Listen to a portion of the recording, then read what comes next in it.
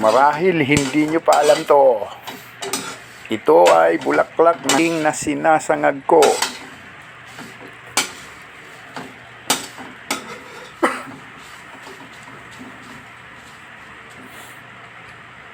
Matapos ko nga pala siyang isangag, isa sa isang tabi ko muna ito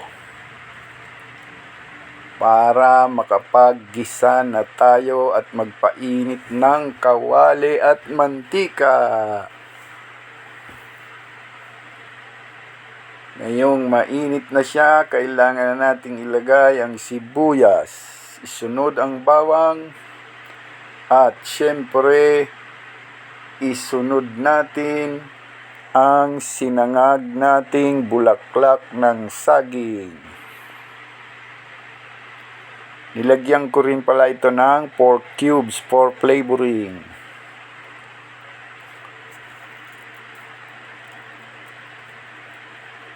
And then, naglagay din ako ng toyo at mainit na tubig.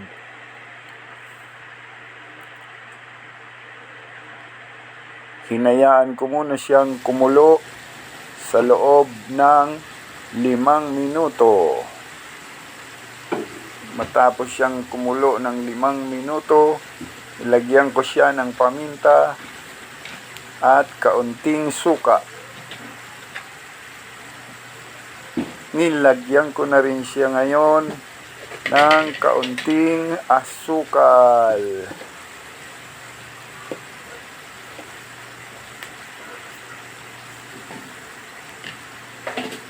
At matapos ko ngang matimplahan,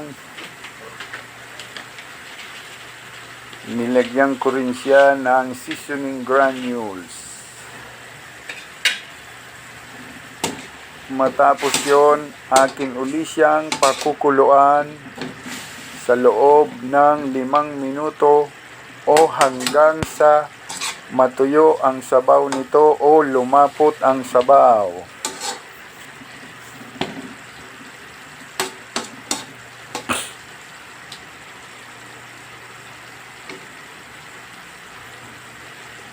At kapag ito ay lumapot na,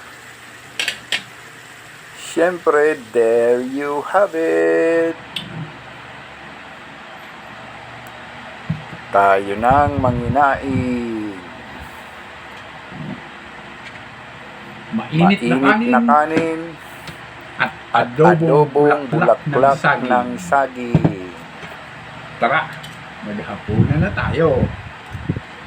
Kung may natutunan kayo sa video ito, please share.